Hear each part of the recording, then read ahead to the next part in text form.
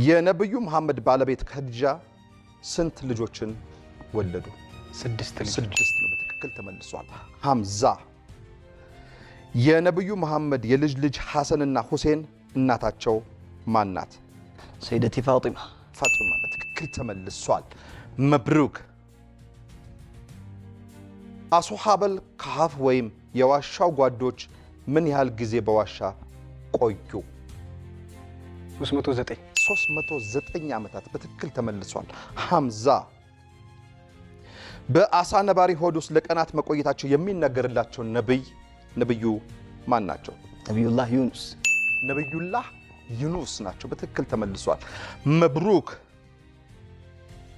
በኡሁድ ዘመቻ የተሰዉት የነብዩ መሐመድ አጎት ማን ይባላሉ? ሰይዱና ሐምዛ ቢን አብዱል ሙጠሊብ። ሐምዛ በትክክል ተመልሷል። ሐምዛ እዚህ ሐምዛ ተብሎ እዚህ ሐምዛ እሺ ሐምዛ በቁርአን ስሙ የተጠቀሰውና ነብዩ መሐመድ ሲያስቸግር የነበረው አጎታቸው ማን ይባላል? አቡ ለሃብ በትክክል ተመልሷል።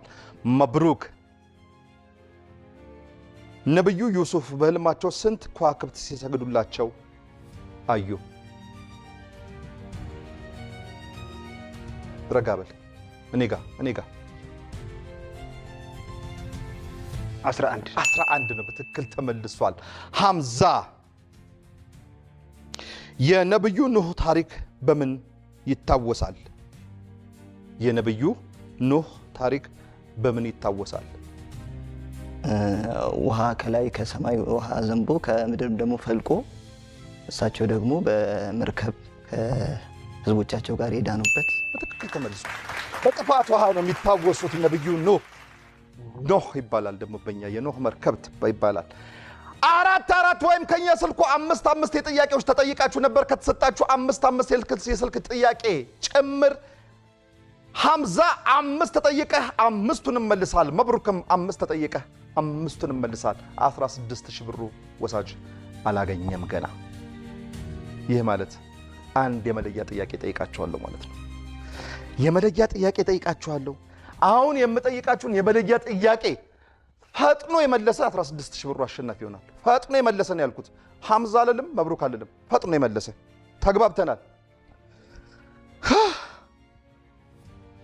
ሁለተኛው የእስልምና ማዕዘን ምን ይባላል? ሰላት ነው። በትክክል ተመልሷል። ሐምዛ የዛሬ የ16000 ብር አሸናፊ ሐምዛ